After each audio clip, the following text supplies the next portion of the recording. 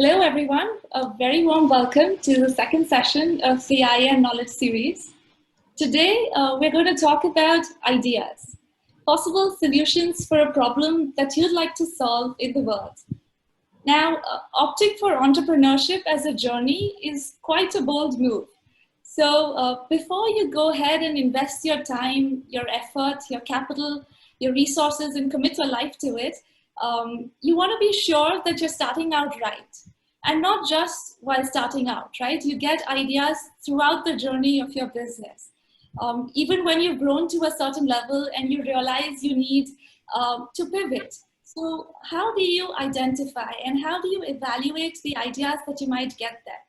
So today's session is on just that. I'm Kanchi Daiya from the Indian Angel Network, and we have two incredible speakers with us today, an investor with a strong B2C background and a founder that has built a great B2B company with some strong investors backing him. Mr. Vikas Kuthiala and Siddharth. Mr. Vikas has over 35 years of professional experience in leadership positions in India and overseas. He has been a business executive, an entrepreneur, and is also an angel investor and mentor with the Indian Angel Network. Complementing him is Siddharth, who is the co-founder and CEO of a venture called Business. Siddharth graduated from Delhi University, I believe in 2014, with a degree in economics, and was so excited to join the entrepreneurial bandwagon that he went ahead and founded a company right after graduation. And at the time it was called Shoe Connect, and now they rebranded to Business. So it is a B2B company that is basically enabling small manufacturers to access retail distribution, track inventory, payments, and a whole host of other things. So thank you, Mr. Vikas and Siddharth, for joining us today and for your time. To all our participants that are on the call, we have kept ample time to answer any questions that you may have. Please feel free to leave your questions in the Q&A tab at the bottom of your screen. I know we have got quite a few questions via the registration form as well, so we will be taking each of those questions and answering them. Now, if you have any specific questions for any of the speakers today that are directed towards them, please do mention their name along with the questions, so we'll get them answered as well. So let's get started without delaying too much. Mr. Vikas, thank you once again for joining us. In our discussions earlier this week, you mentioned that there is no such thing as an absolute idea, right? All the power resides in a validated idea. The quality of validation is where the entire magic is. So just picking up from that, when does an idea become valuable? Okay, hey Kanchi, thank you. Thank you Indian Angel Network for creating this platform, and I welcome all the participants who have decided to give us time to make this interesting discussion. So the way I think we would go is that I will share some of my views on the topic. I'll invite Siddharth to also share his views independently on the topic as an entrepreneur. Then we'll have a quick discussion to try and bring more focus on the idea, how it progresses through the journey of an entrepreneur's life when they set up a venture. And then we'll have enough time for Q&A. And if you run out of time, we have an undertaking from IN that your question will be sent to us and we'll try and answer and send you back offline. So Kanchi, I think what you just said is based on my own personal view and belief in over 35 years of being a part of any business, either as an executive and as an entrepreneur, investor, mentor. When I say that an absolute idea doesn't have any power and the entire power resides in the validated idea, let me explain, put this in context what I mean, right? The first suggestion that your idea is worthy of taking into dressing it up as a proposition for a venture is when you see there is a natural inbound traction from your prospective customers or consumers who validate your idea by putting a value to the idea in exchange of the service of your idea. So which means that if your idea is solving a problem, which let's say is either a previously unsolved problem, or it is solving a similar problem but in a different way, which the prospective consumers find more valuable and useful, and they are prepared to demonstrate the expression of interest by paying you some money, it means that the idea has got some validation. That's the first step. So let me quickly give you an example how an idea starts and travels and becomes a mega corporation. We all know the wine industry. Let's say, let me take you into Europe, into France, into the wine industry, right? The wine industry, I mean, over centuries has become a very, very complex, very premium, luxury, desirable set of brands across the world. But how did the whole idea start and travel? And let me take an example in parallel to what, say, in the Indian context of a homemade dal, all right? Now, in the wine industry, the earliest entrant is called a house wine. If you go back 300 years ago, then because wine was a staple item of consumption, grapes used to grow in abundance, and making wine and having it with your meals as a staple offering or during celebrations was very well known. Almost every house would have a wine called a house wine. Now, the idea that every house should make a wine was very generic. It was only a few houses where the wine was appreciated more than the others, which means that somebody's idea of making wine started to get noticeability and drew the attention of more people than the others. And therefore, it was said that if you are offering this wine, which is on the table for guests to drink, then people would drink because it would become a table wine. It's no longer something that the family would drink. The family would be proud and put the drink on the table for anybody who came to their house, and would become a house wine, became a table wine, which means that you would go to a house and whatever else you might do, you look forward to having that wine, and it would become a table wine. As more and more people had your wine, as more and more people appreciated your idea of the wine on the table, you felt that, you know what, there are so many people who like my wine. What if I start to charge the people who want my wine? Because there are so many people who are coming, and if you charge some people for this wine, then maybe people can have some commercial value for the idea of the wine, which has moved one step forward.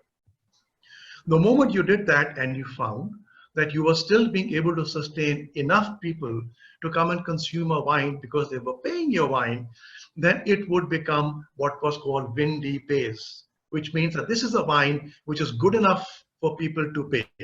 So when the house wine became table wine and became a wine for which people were prepared to pay, it means that the idea by that time had developed enough confidence, enough validation for it to become a central running force around which a business enterprise could be created. Now, when you had windy pays and there were many houses who were then, let's say, if there were 1,000 houses where house wine was being made, and maybe 100 houses where it became a table wine that people were proud enough to offer the wine for third parties to consume. Out of that, maybe 20 wines became, it was good enough for people to say, this wine is worth paying, and that is not. And even within that, from the 20 people who had a wine for which people would pay, would progress further, and you would have a brand. And once you would have a brand, then it was your label, it was your pride, identity, and then you would take it forward, put more money in, invest, make it look like it is coming from you, earn people's trust, and you would therefore have an enterprise around which was no longer a wine, but a brand, a trust, which people had come to recognize and pay, buy, and take it home and consume. So in a consumer industry, that is precisely how you travel from an idea as a first step and it progressing towards becoming a brand. But along the way, there is validation, there is improvement, there is scaling up, and all of which is a continuous iterative process where more and more people express confidence in your product, more and more people pay money for your product, and you have a brand. And thereafter, then you can have maybe a series of brand, a portfolio of brands, a brand which caters to different kind of tastes, different price points, and then you have a large business organization where you feel that your idea has been validated. Now, this is a very simple example to demonstrate how idea is in the B2C setting. Let me give you another example of how the idea travels in a B2B setting. All right. I'll again try and give a very simple example because that might demonstrate to you how an idea and the importance of idea evolves in a B2B setting. So let's say there is a scenario, there is a village where a lot of people live, and it's a simple village on the edge of a river, a small stream, I would say, not maybe even a river. And during the months of monsoons, the flow of the water becomes very large and wide. And what was otherwise a stream that you could cross on your foot, you no longer can cross on your foot because the water level is high and the water rushes fast. It's unsafe for 4 to 5 months in a year. You're unable to cross the stream of the river. So if somebody who is sitting and looking at this has an entrepreneurial streak and is looking at this as an idea saying, hey, listen, if I build a bridge across this river, then I will have solved the problem of people who has to wait for days or weeks or take the risk of plunging in the water. And maybe if I give them the solution of safety and easy navigation over the waters, I will probably give them a value, right? Now, all right, he will have limited means, but he has an idea, he thinks it'll work, and he talks to around few people, say, yeah, I think if you do that, we'll be happy and we'll be happy to support you and pay you. So he goes and he makes, with whatever little means that he has, what he can borrow, he makes a small rope bridge. Now, small rope bridge maybe only allows for limited navigation for maybe people walking on foot, maybe bicycle, maybe goats, maybe horses. So some people are able to travel. They feel that this has solved a problem. They are prepared to pay you a toll, and for them, life goes on. And you have demonstrated that your idea has a validation, that this now has the permission to go forward and become a business enterprise. With that idea, with that proof of concept, with demonstration and evidence that your idea was able to attract prospective users who paid you, is a very powerful stage in a business organization. And you then go to some people who can give you more funding and say, listen, I was able to demonstrate over the last 2 months building a rope bridge that I could help people cross the river. If you give me some money, then I will go 1 mile upstream where the river is even wider. And I think I'll make a stronger concrete bridge whereby even automobiles, cars, and other carriages can go. And therefore, I'll have a much bigger, much larger business, and I need funding for it. Now, the people who want to invest in an enterprise look for this level of early validation of an idea, that we are paying customers, there is traction, there is a very strong confidence that there are larger, more people prepared to pay more money, but essentially for a similar or a more complex evolution of the solution, you will then demonstrate that you can build a large concrete bridge. You get the funding and you build a bridge. You moved from a small startup to a large enterprise. Now that's one way of looking at it. There could be another way of doing this in a more B2B setting. The person who sat at the corner of the village, when he saw that there were people held up because the water in the river was not allowing them to travel, he doesn't build a rope bridge. He is an engineer, and he straight away plunges into a suggestion that if I want to build a bridge, it must have concrete, steel, cement, the following design, strength, and he makes a drawing. He makes sure that this, from day one, this bridge is strong enough to sustain motorable traffic, and with the limited means that he has from himself and the family, he builds the first concrete column of the bridge, but he does not build the whole bridge, and he goes to investors and say, hey, listen, this is a river, that's a flood, people are stranded. If I build a bridge, I will collect a lot of money. I had only enough money to build one column or one section of the bridge, which is about 10%. 90% is yet to be built. If you give me money, then I'm going to build the whole bridge, and the whole traffic which is stranded is able to go. Now, this is probably the type of a situation where you are in a B2B situation, you're building an industrial product, you're building a software product, where the starting cost of building the first minimum viable product is large enough that you cannot demonstrate a full value chain validation of an idea, but you can demonstrate to other surrogates and proxies and win the confidence of the people, saying, listen, I have the capability to build a bridge. That's a design. It's feasible. All these civil engineers have attested to the fact that this can withstand the traffic. And look at the number of people waiting to give. Here's a survey result. And this is how people cross all over the world, all over the villages. And this is a unique situation that nobody has a bridge over here, and I will do it. And he will probably get the money. Now, the problem arises is that there are some investors who believe in investing only the former type of ventures, where they want to see a full, proof of concept, minimum product. They want to see traction, revenue, customers, and then invest. And there are other investors who are happy to come and support an entrepreneur in whom they have the confidence, they see the vision, they are persuaded that in putting the money in here is going to be a good investment decision. So therefore, in the first example, this small idea caused the entrepreneur to do a small scale demonstration of its viability before scaling up. And in the second example, he had a bolder vision with a similar idea. He was able to straight away launch himself into something big and create a big enterprise from day one. There is adequate risk in both the decisions. Some investors have the appetite for idea investment thesis A. Some investors have the appetite for idea investment thesis B. And therefore, it is also important when you as an entrepreneur are setting out on your journey, you ask yourself, what kind of an entrepreneur are you? Which is your strength? And what kind of investment strategy do you think you can sustain? And therefore, what kind of investors and supporters would you need? And then have the right partnership with the investors that will support your idea. So I hope through this example, I was able to kind of give a simple illustration of how idea in itself in somebody's head, or discussed with many people who nothing done, or done but not validated by prospective consumer, has limited utility as a business venture, but an idea which has been taken forward, an idea where there has been validation from prospective paying customers, and minimum suggestion that there will be more customers, there is scale, that there is value to be had, is when that critical moment happens in your business, and then you can move forward.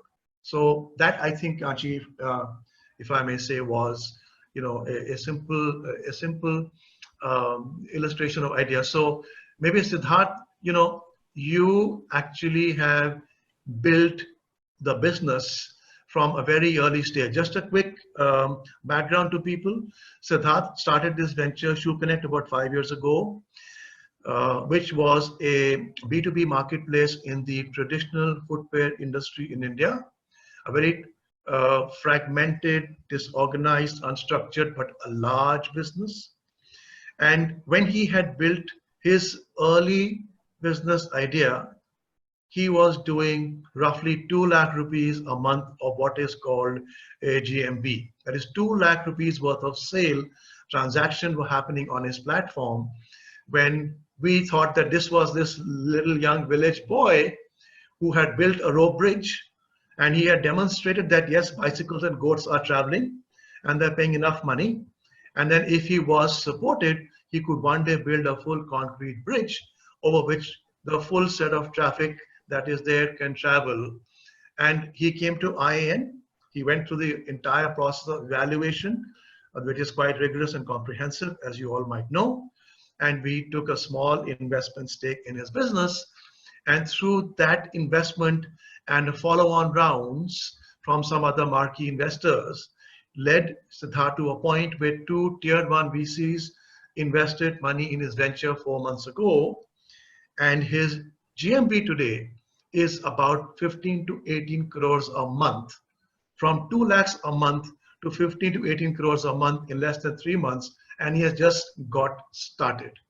So Siddharth, maybe you can share your journey about the power of the idea, how you got the idea, where did you get the idea from, how did you qualify and validate the idea, how did your idea travel and become to be, to be a business, this large, very growing, very promising enterprise that you're running with your team. Thank you, Vikas. Thank you for the introduction. And of course, you have seen the journey since I've started up. You have been not just an investor, but a real angel in our growing days, and would definitely mark up on that. Having said this, I think I'll just start from as you started up, as you initiated that, how actually we got this idea. So I belong from Agra, and my father is a footwear manufacturer. So I started this company with a couple of my friends in Delhi, and while I was studying in Delhi University.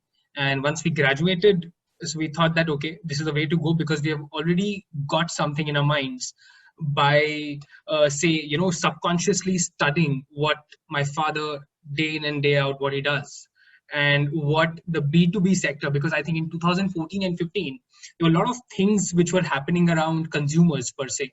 A lot of things which were happening in consumer internet sector, wherein, from e-commerce to food to a lot of things, consumer was trying to get digitally more inclined. But if you talk about SMEs, if you talk about businesses, if you talk about small factories, if you talk about retailers, I think they were the one who were untouched at that point of time specifically. So we thought that, okay, there is a way to go.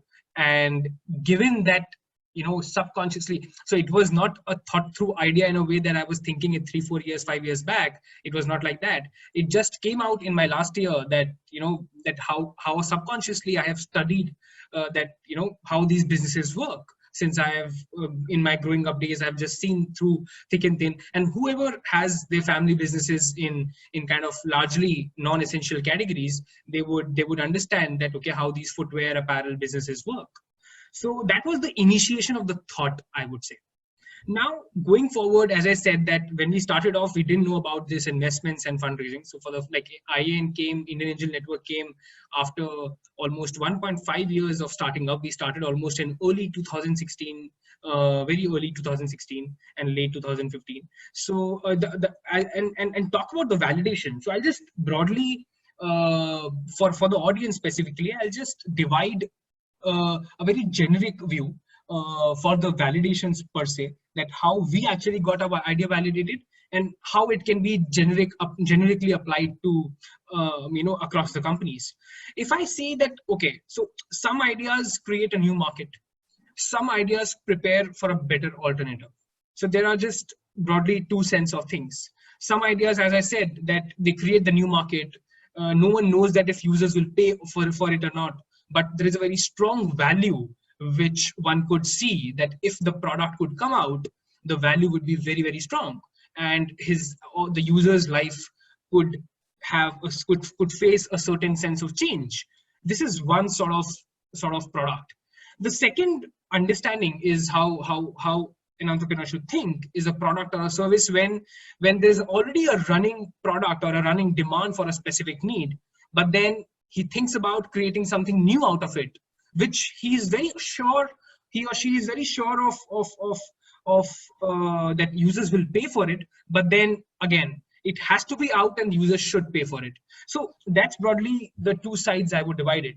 I would not say that the validation of, that's the reason why I'm saying this is because I would not say that the validation of idea only comes in if a user is paying. Of course, that is one of the most important aspect of validation.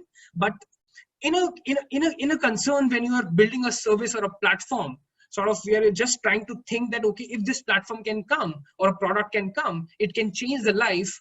The one part of validation, I would say one metric that is most important and entrepreneurs should actually go into that is what is the change that the user is facing, number one, and how he's repeating it again and again. If the repeats are extremely high in fact, it's not about the sample size. It's just about if even 5 users are just using that inorganically on a very strong repeat mode. I think that's one of the strongest validation, because if that repeat is there, if the time spent there are a lot of metrics to judge, but I'm just specifying about tech products specifically. If time spent is high, then a large business could be built if you go deep down and see that, okay, where money can be made. But the biggest validation is also the repeat activity of the users for that particular value. The second thing is that, you give a product, and also before giving the product, before validating, I would just say and just recommend to entrepreneurs, and I've seen this in my journey as well, that think about the most basic product that could go out. Don't think about that, okay, this is the service, this is what we can do, this is all we can do, let's build it all and let's then roll out. Think about the first basic thing that could go out, the most basic thing, because users actually do not see much of the beautification at the end of the day. Initially, they would see that, okay, what is I am getting on a very concrete basis. So I think the rollout should be very, very fast, number one. And as I said, one validation is the repeat activity of the user. The second validation is that if there are 2 or 3 transactions which are happening, and you are getting paid for some amount for that particular product. So for example, in the case of ours, a platform, we were thinking to create a platform for a manufacturer and a retailer. They were doing transaction and we were getting some early transaction fees. It was as minor as little, but we thought that, okay, the manufacturers are, doing business in a certain way. If we give a platform, will they use it? First point. Will they be able to shed any fee out of that? So in our case, in the first 2 years per se, both things happened. So I think these are the broader validation metrics an entrepreneur should opt for. I would just repeat and reiterate for audience to get more clarity. 1, the repeat usage. If money can't be made immediately, not to worry, things can be made later. Don't focus on making money on the first day. Think about how the user's life is changing and how repeats are coming up. Even for a sample set of 10, doesn't matter, but it should be inorganic. Second is, as I say, if there is a better alternative of an existing product, then for that better alternative, are you being paid some amount?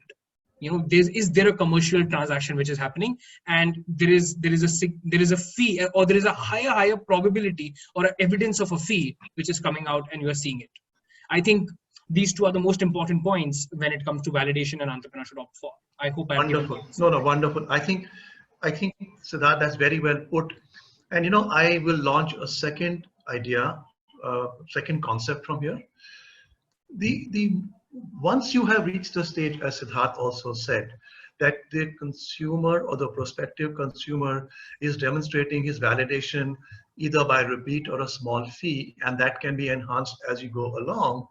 That brings you in the very early stage across what I'm going to say is perhaps the most powerful attribute that you must develop as an entrepreneur if you want to succeed as an entrepreneur.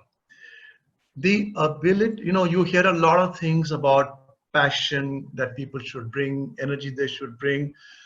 I say all those things are important. But putting these things together, you have resources, you have capital, you have people, you have opportunity. The most important attribute is the ability to accurately, dynamically forecast your business sales. And I would say sales in the early stage of your venture, but all the other critical frontiers on which your business grows. And let me explain what I mean by this and why I think it is very, very important. The ability to accurately forecast your sales means that before you decide to allocate time, energy, effort, money into producing anything, product or service, which is always, in response to your understanding or idea of a demand, the more you have been able to de-risk your forecast, the more your resources allocated will hit on target and not get wasted. In the early stage of your business, remember, as an entrepreneur, you have limited everything. You have limited time, limited energy, limited money. Therefore, a very, very frugal use is important. When people use the term frugal, it's not literally saying that you will survive on 2 meals a day and will never change your shirt and work from a small office and not take a salary. Those are just manifestation of something deeper and something larger. When I say frugal, when I say the ability to accurately forecast your business, it means that you have spent so much time trying to understand, gaining insights as to what you must do next, incrementally, organically, so that when you actually do it, it is sort of the trajectory of what you do is in line with the trajectory of what you had forecast, and therefore you get the outcome that you were looking to chase.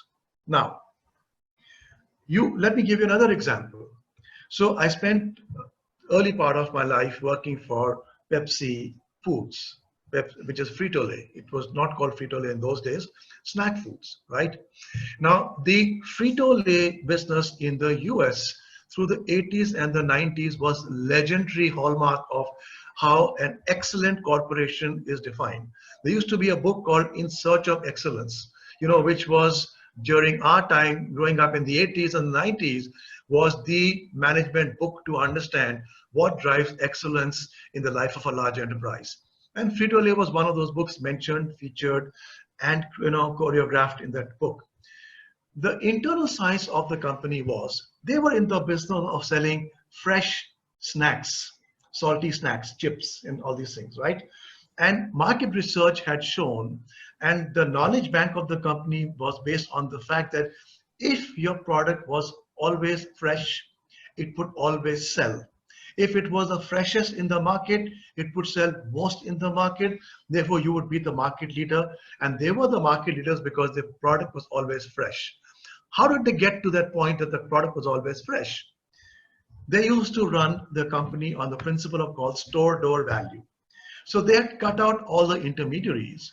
And the supply chain used to be that directly from the manufacturing plant where the fresh packs were made, they would be put on to large trucks, which were owned by company salesmen.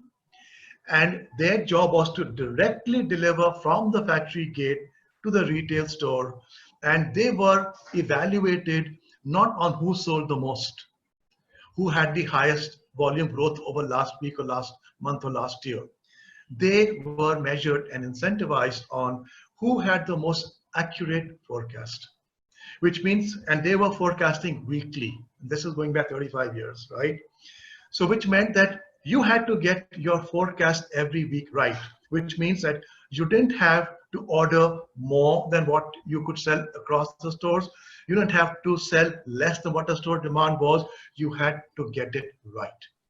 Because they got it right, no store ever had a lack of stock or a stock out, as it was called, or had excess stock, and therefore it was not fresh.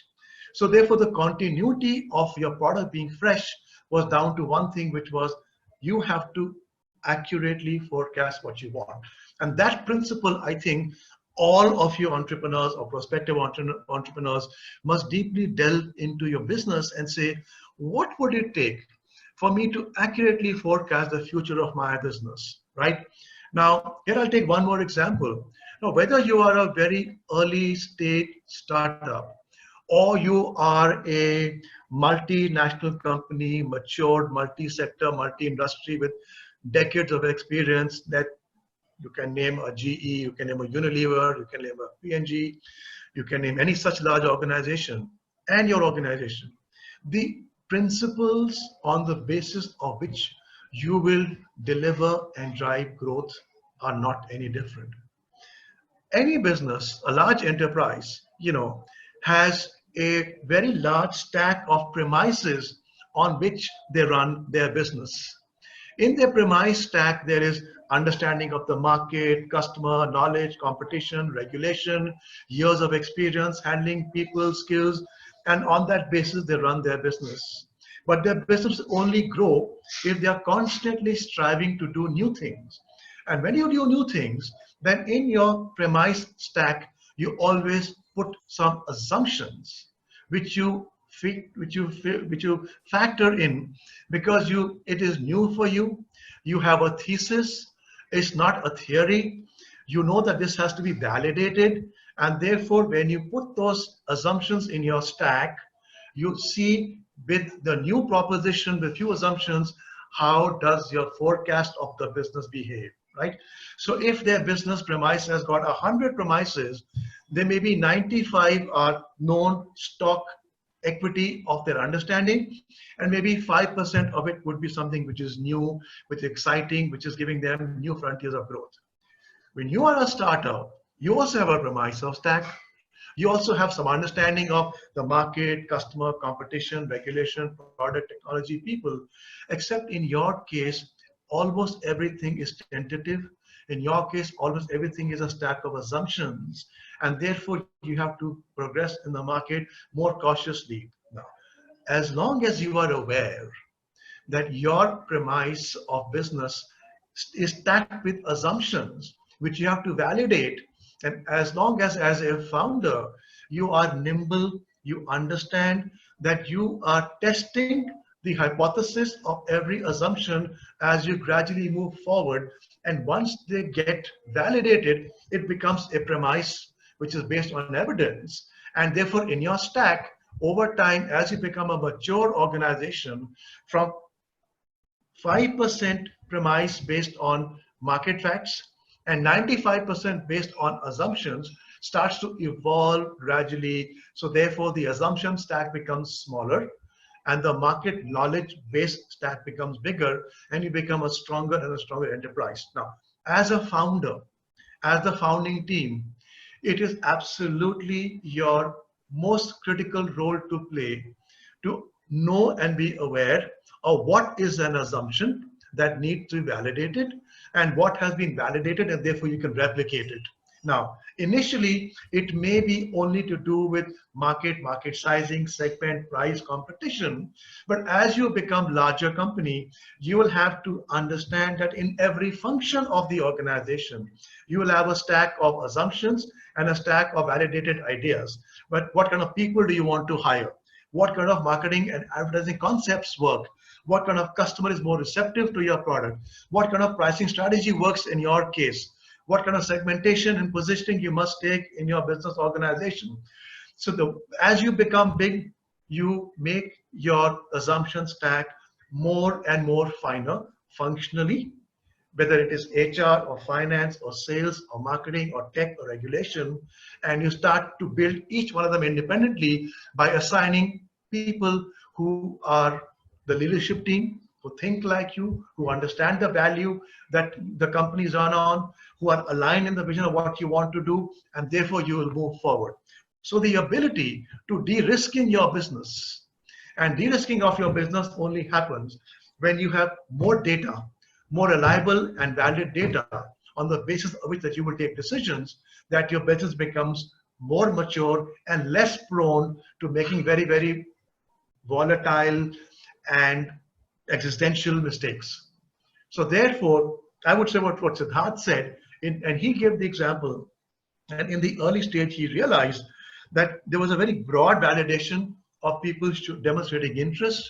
Interest came from people spending more time, asking questions, wanting to know more, and doing some repeat, even if paying a token sum. He knew that he had something that was getting validated, that yes, if a new way of trading is made available to both manufacturers and retailers, they are open to the idea. Having tried, they saw something which was different and valuable.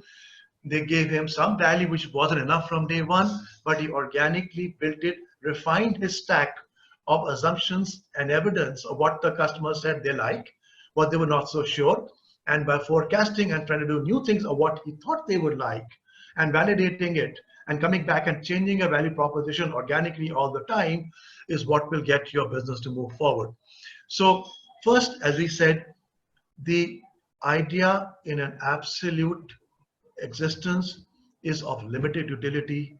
An idea must be validated. Once there is early validation of the idea, then you have to see what aspects of the idea were validated and what are yet to be validated, and you start segregating those and try to reinforce what is working and try to bake harder what is not working, changing, whether it is fundamental change or incremental change, tweaking, but it has to be continuous and ongoing. And the accuracy with which you're able to forecast or what you think will work. Now, if you are getting your forecasts right about the kind of people you want, the kind of pricing you want, the kind of market segment you want to target, the channels that you think are more preferred for your business, the more you are getting it right in the basis of actual outcomes which get validated, the more you know that you're on the right track, the more you know that the growth is going to happen to your business, and the more you're able to demonstrate with confidence to yourself, to your team, to your consumers that this is working. And once your consumers are convinced, once you are convinced, your team is convinced, then the idea of convincing the investors is a very, very small one. Remember, you don't have to do anything special or different to present to a prospective investor to what you are already doing in your business with your team, with your employees, with your consumers.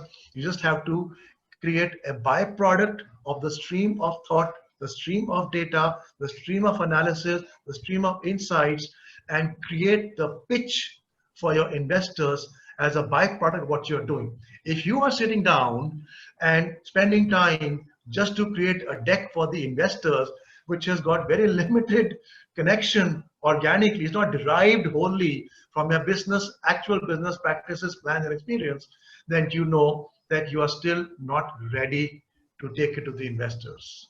Or you don't know your own business enough to be able to, with confidence, answer all the questions. Just like I say, in a large business organization, if you have a monthly review meeting or a quarterly review meeting, then the report of MIS for that meeting is a very small byproduct of what you are doing anyway. And stopping the activity and preparing a report means that something is not right, there's some disconnected, please fix that, right? So therefore, these are all very connected. The idea, evolution of idea, the ability to forecast where the idea will go when you execute. You have an image, a picture, a vision of where it will go. It might go above, it might go below. It teaches you something, you come back and you fix your stack of assumptions in your business and constantly tweak, and as more and more assumptions are replaced with market insight based knowledge, the book of knowledge of your business is your equity. The book of knowledge is the business, which is the core of your business, of your enterprise, which will ensure future success. But never give up this way of continuously being nimble in looking at your stack and premises and being aware what is an assumption. It has to be validated, and once it's validated, bring in fresh assumptions for new customers, new products, new channels, etc., and grow your business moving forward. So that, I think, is an important way to make an enterprise, an entrepreneur understand, how a business grows. And a lot of it is basically common sense, which your common sense will tell you the right thing if you are listening to the right messages, if you are listening to the right people, if you're processing the right signal from the noise. And the right signal from the noise comes only from one source and one source only, which is your consumers, your current and your prospective consumers. Whether you're a small company or a large company, that's the only place to derive what to do, what you're doing is right, what you're doing wrong. That's the only place. So Siddharth, in your business, because you grew from a 2 lakh rupees a month GMV to 300x in a span of 3 years, just take us through how you did your growth, validation, iterations based on consumer feedback, and how did you kind of evolve from that, from the early stages to where you are today? Yes, so I'll just answer this question on a very basic level. So I'll tell you what, after the validation, as I said, that in the first 2 years we were not looking at investment at all, because the business was purely a tech based platform, and we required an engineer rather than an investment at that point of time. So I think we focused on building a product. And the biggest advantage, so I mean, I'll tell you what, I just focus on one single approach, while I think I have been started to doing that initially years, and that has been with me in the last 4 years, 3 years of building this business, is being as close as possible to the user. There is no comparison, and there is no alternative to, in an early stage growing company, for an entrepreneur, for a founder, to be as close as to the user. Why? Because, I mean, you will never get it on a one single shot. It is extremely very, very clear. In out of 100, only, out of 100 who gets successful, only maybe 1 or 2 gets it in 1 or 2 shot.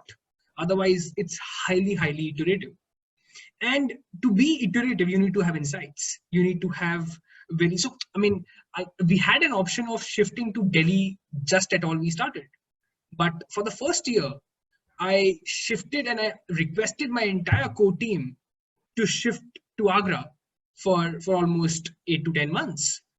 For me, it might be easy, but my core team, my other co-founders, it was very, very difficult, because they were shifting to a city. It was not a tier 1 town. It's not a metro city. It's normal tier 1 town, and someone to shift in a small town, obviously it's hard. But then the core value that we all stood up with was Agra is full of factories. Let's spend our maximum time there, because the deeper we'll know the user, the deeper we'll be able to reiterate. So broadly, to answer you very specifically, I think in the last 3 years of building this, and I remember only after when we got a very higher validation of our product, and when we know that it's a massive value fit and the growth is coming along, then only we raised our seed round from InfoEdge. Before that, we were extremely clear that, okay, first we have to go around. And I think in those times, demonetization also came in, GST also came in, which obviously stood us in a very beneficial zone for a longer term. But I think, first of all, my father is a manufacturer. So, I had the user in on my phone on every day. So I could take feedbacks very strongly, and trust me, that has helped us a lot. Because, when someone so close, a user, they tell you very candid feedbacks about your product.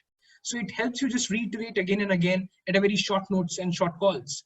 So I think in the last 3 years, I would say we got successful with our 4th or 5th version, I would say. But having said this, I think post that, and today also, I mean, you are never ever sufficient of what you get from the user. You are never ever sufficient. Today, it's just, we have just started to see some good traction on the product. It's also that very, very early stage today at where we are. And half of my time goes with the users, no matter what. So I think that's for the most important thing. And I would recommend our entrepreneurs to not to have any alternative to have a very, very strong insight of what your user do the entire day, what are the nuances he's using your product. You will get great insights for them for building a business. And that is one of the most important core principles that one should maintain. Wonderful. So, Siddharth, I think I'll just give my thoughts on what you've just said, then we probably should open up for questions. Yeah, sure. I mean, you're absolutely right. In the early stage, going back to my example, when I said house wine, and table wine, obviously it grew from more people, more interaction, more feedback, more suggestions, which if you are listening and if you're processing, as I said, the signal from the noise that you keep getting, then you will be evolving and shaping your product ideas right. And as you become larger, you have to develop the ability as an entrepreneur to develop the right metrics and the surrogates which substitute for the 2-hour chai pe charcha conversation that you have with your customers and consumers. If you are 100x your size, you can't be spending all your time just getting in front of the customer and consumers, nor can you have 10 people pressed in the field doing what you were doing. But you have to develop the ability to create the right metrics, the right surrogates, so that it is your organization has still got the listening devices out there, which is picking up the smallest of signals, and you have the ability of picking it up, processing it, and evaluating it, and shaping your business organization. It's no different actually to a very successful restaurant. A restaurant is housed with, if you go back in the kitchen, with the ability to make anything. The menu can be extensive, but they will only make what they feel people are ordering. And over time, they will start to make the menu, designed around what the people have said they make well, or what they don't make well, people expect them to make. And therefore, they build their own reputation, their own skills around what is the right harmony and equilibrium between what the consumers want, and you go and prepare what they want just in time. So every organization should see themselves that, okay, where is my kitchen? What's my factory? What's my production? What do I have there? What all is superfluous, is not required? What I must have? And what is it that I must develop as an ability in my organization, that when a customer expresses a desire to have something, that I'm ready and able to deliver. Now, I'm not saying that you become highly customizable organization, and every organization must only stress and struggle to become something that they can give customizable. But as long as you have the ability to pick up the signals, understand what the consumers want, and tweak it in the right way at the right time, you will always remain a growing and a successful enterprise, right? So I think we've had a good discussion, and we brought up some ideas. So maybe, Kanchi, if there are any questions, then perhaps, let's try and have a discussion around those questions. Yeah, sure. Sure. First of all, thank you so very much for your insights. We'll dive right into the questions. We've got a mix of questions, some from the registration form, and founders have already started sending in some questions on the chat as well. So I'll just quickly pick these up.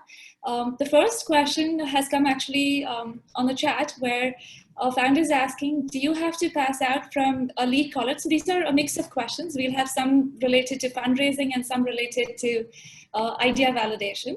So the first question is on, do you have to graduate from an A-League college to get investors? Because they say that investors are only investing in companies led by IIT and IIM alumni. So, well, I mean, you probably didn't hear that, at least in the 45-50 minutes that Siddharth and I were speaking about how important it is for you to have impressive sounding credentials. Not at all. Remember one thing, investors are looking at only one thing, that when I am cutting a check and I'm underwriting the future of your business, I am doing so only when I believe that you will have future paying customers, which you don't have today, but you will have. And this money that I'm giving you will give you the ability to build what you are capable of building, what is deserving of being to be built, because you have the permission from the consumers to build it, waiting at the other end of the river bank, is that you will have the ability to not only pay me back and give me value. So therefore, it is the future earning potential of your business which determines today somebody's confidence to cut you a check.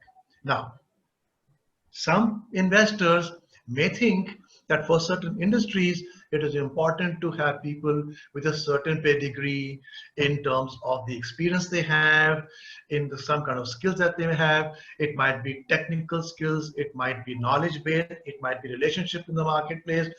You can't ignore that, right? But to say that that is important, I think is overstating it. But if that is there in the mix of attributes that a venture presents, then the prospective investor is most likely to also give some tick boxes saying, all right, this person has worked for 10 years in Honeywell, all right?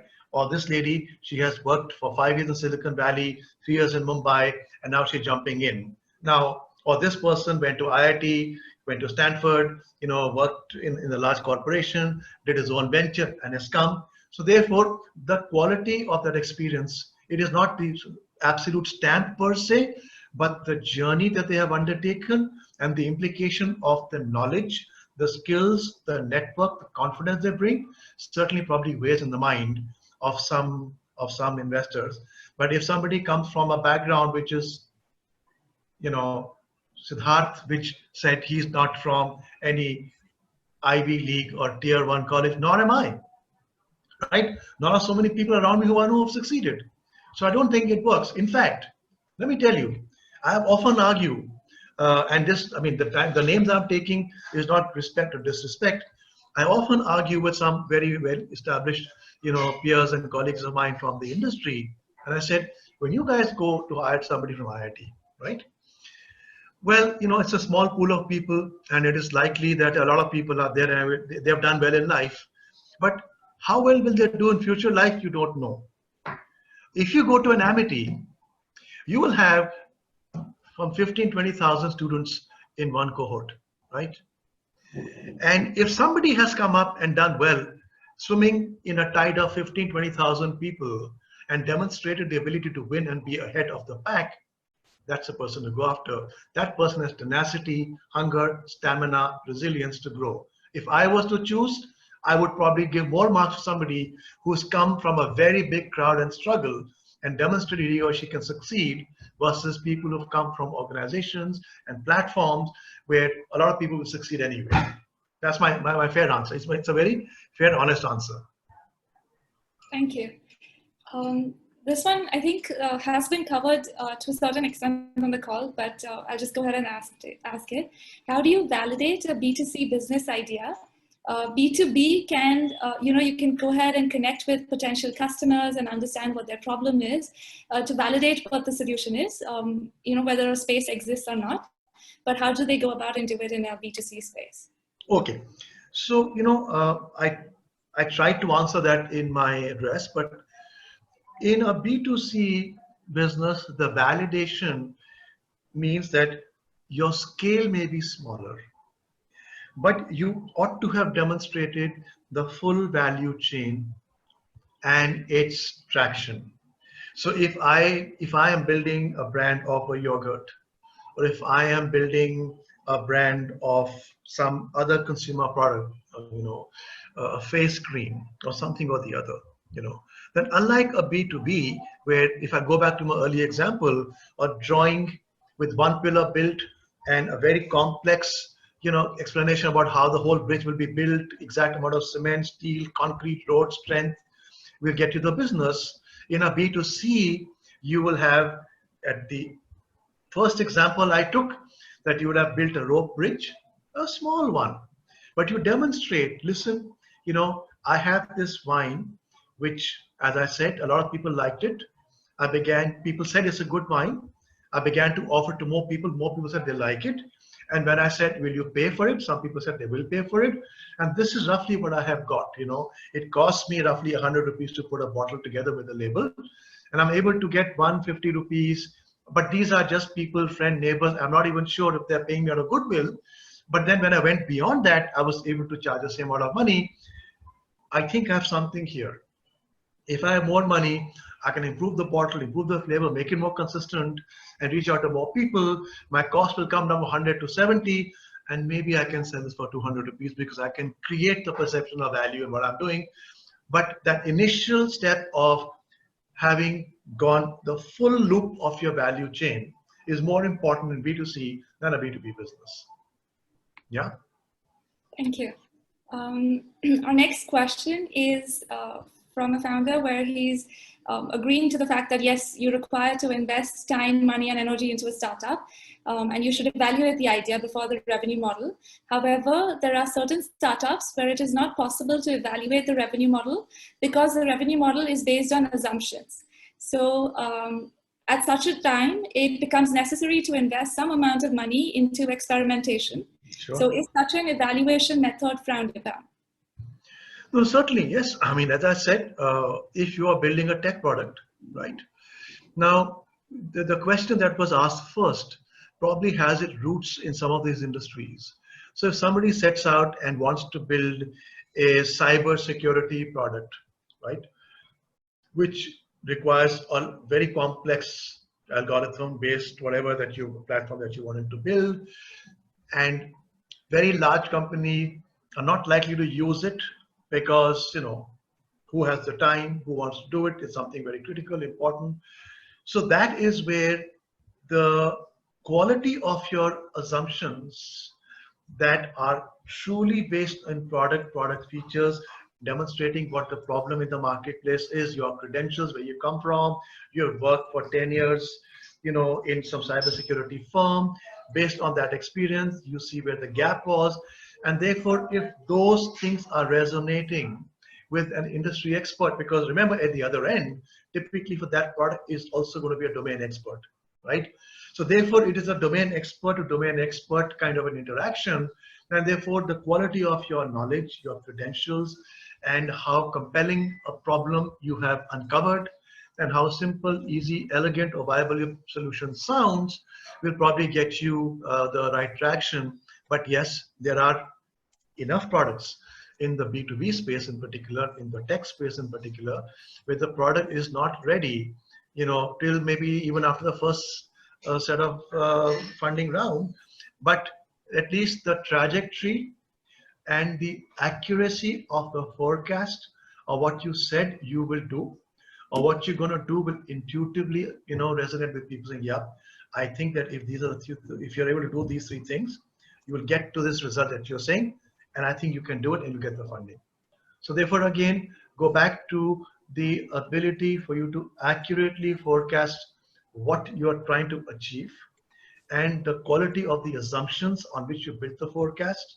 If that is falling in place for prospective investor, you shouldn't have a problem to progress your discussions into a material outcome. Okay, thank you. So our next question is for Siddharth. Firstly, the founder says it was nice to hear from both of you. And Siddharth, the question for you is, you mentioned focus more on engineers in the initial years rather than investors. So how were you able to manage salary and finance? Yeah, so I think obviously, given in our space, none of the founders were from technology backgrounds. So in the early stage, of course, we were not focusing on investment because we had to roll out the product first and give it out to users and scale some traction. And we wanted to scale on that forefront. So I focused specifically on getting that one engineer. So you don't need an engineering team per se. You don't need many engineers. You just need, specifically for non-tech founders, you need that one engineer who could help you roll out that product for you. And instead giving that equity to investor, give that equity to an engineer. I think that would make your life much easier, because he will help you to roll out that product. So that's what I would recommend, because an engineer will help you build a very long-term thing, and it's just not a one shot. You have to need that for the lifetime of a product. So that's what I focused upon. I hope my answer clarifies. So I think, Siddharth, you bring up a very important point. The ability to attract the right talent in the early stages of your venture is one of the key qualities that the founder must possess. His ability to bring in, he should be a magnet for the right talent at below market price. Why will somebody come? Not because they are friends, buddies, and schoolmates. That's not what I'm saying here. This is the right talent who, in the articulation of your vision of what the business is, and they are convinced that yes, there is a future upside in the business, that they are cutting a check by putting their time at below market price today for a future upside, which means they are also entrepreneurs. An entrepreneur is going to spend all his effort and time and money today disproportionately because he sees a very big upside tomorrow in the future. And which is why the only currency that he has is the compelling vision and the confidence with which other people are able to join him. They also believe in that. And equity, so that they also know that, you don't have, if I am very hungry, I want food, but if somebody gives me a coupon to a restaurant which is 2 kilometers away, and I'm tired, but I love that restaurant so much that I'm prepared to walk and go have a meal there, it means that the pull of the restaurant is such that even when I was hungry and tired, I was prepared to walk, go there and eat and not do nothing else, right? So the equity is something which the early stage in co-founders must also believe is going to be worth a lot in the future for them to invest their time today. That's a very, very key attribute for you to build your early founding team. All right. We'll take last two questions, and then maybe the others we can follow up offline. One question is, if an idea is not working, when do they decide they have to leave the idea and start something else? So let me go back to what I said. You can't just say the idea is not working, right? The idea was supposed to deliver something, right? You did something when you introduced a product or a service to a particular defined consumer. You had some expectation of an outcome that you called success. You must have had a defined successful outcome in mind. You must spend a lot of time trying to analyze as to where were you supposed to land and where have you landed, and do the analysis and see where was the shortcoming, the shortfall. Was it in the price, delivery, product, packaging, wrong consumer, wrong customer, not proper benchmarking with competition? That is more important, because you don't just do something in an absolute and abandon it. It's a continuous process of evolving. So if it didn't land where it was supposed to land, please analyze and do that, what is called an analysis of where I was supposed to be and where I am. So if you were driving your car from your home to go to the airport and you kind of took a wrong turn and you end up somewhere else, you should know you were supposed to go to the airport. And here you are. And if you have to go to the airport, that's the wrong turn you took. And that's how you have to get back to the airport, right? So it's similar, it's as simple as that. You have to make sure that you have to analyze, and maybe the initial good, right outcome that you had in mind was not the right one, and where you are is not the wrong one. It will tell you what should have been done, and maybe when you try the next iteration, it is slightly more evolved. What lessons did you learn from it? Which assumption in your stack were you able to prove or disprove, tweak and change and go back again? Which is why you can't take a big leap and bet the whole company on one product, one idea at a very early stage. You got to take very, very short, calculated number of nimble risks and see that you're able to quickly, organically change what you can and pivot in a small way and move forward. It can't be one leap and out. Yeah. I couldn't agree more. One last question we'll take, since we're running out of time, but we'll definitely answer all the other questions offline and through the rest of the series. We will be dropping in our email IDs as well. But just to conclude, one last question: how important is it to have first-hand experience at a startup or a similar organization before jumping into a personal venture? Again, these are headlines, right? Whatever you have done in life, has it prepared you to be in a situation where you can independently do all the analysis that is required to be done to critically analyze and solve the problems at hand? Very often when we say that, you are a problem solver, and very often people think problem solving is only one, that my customer wants something and I've made a product or a service and his problem is X, my solution is Y, and I have to solve. No, there are a whole series of problems that you will be beset when you start an enterprise, starting with where to work from, what kind of salaries to give to your staff, who should be your co-founder, right? Whether you should put all your savings in it or not, whether the co-founder should also put some money in it or not, whether you want to only try to work in a very small geography or not, whether you want to try 3 different segments and see which one works the most or not. So therefore, there are series and series of problems.